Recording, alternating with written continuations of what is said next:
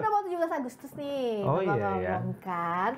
17 Agustus pertanyaan pertamanya adalah kita akan kemana ya 17 Agustus ya? Kalau tahun kemarin itu kan rame tuh saat transisi antara Pak Jokowi sama Pak Prabowo di IKN pertama kalinya. Betul. Tapi apakah pertama kali sekaligus terakhir kali kan kita nggak tahu nih. Makanya kita menggali informasi terkini apa aja sih informasinya Mas Har. Kira-kira di mana ya? Akan di IKN juga atau terpusat di Istana Merdeka kalau sekarang? Yang saya dengar itu nanti di Istana Merdeka Jakarta. Di halaman Istana Merdeka Jakarta, tidak di dua tempat, tidak di IKN, tapi kembali ke Jakarta. Nah, informasi ini saya sudah dapat, bahkan sudah ada rapat 2-3 kali.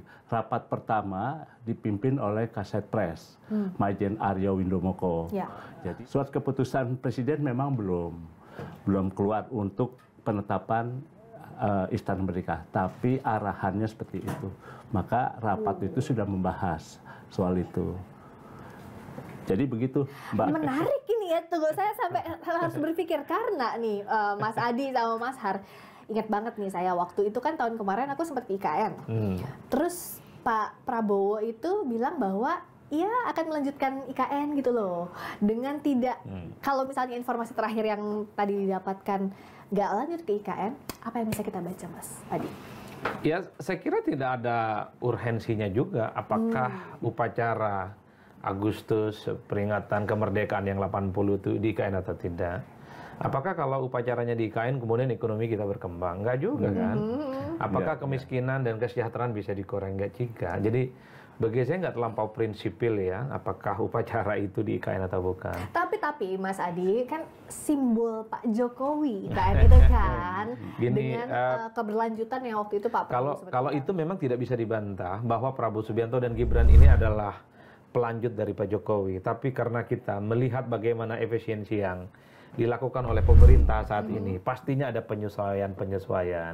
Pertama tentunya alasan efisiensi, karena upacara di IKN tentu membutuhkan dana yang tidak sedikit, perjalanan dinas lah, apa dan seterusnya.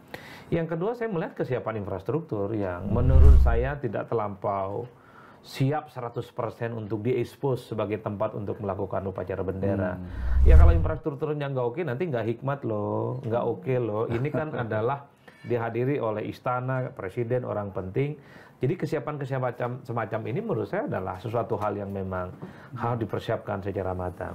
Tapi bagi saya memang publik tak pernah berhenti bicara, oh ini jangan-jangan memang secara perlahan pemerintah hari ini ingin mengurangi, dikait-kaitkan dengan presiden sebelumnya. Karena Friska, Bang Harto, ini tolong dikoreksi saya.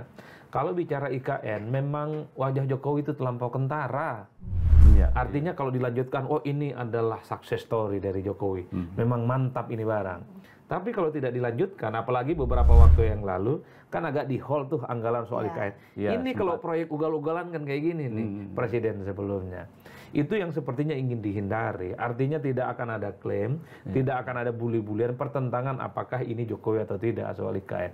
Itu yang sepertinya dipertimbangkan kalau betul informasi A1 dari istana, ibu kota itu tidak dijadikan sebagai tempat untuk merayakan hari ulang tahun Indonesia yang ke-80. Saya di situ posisinya.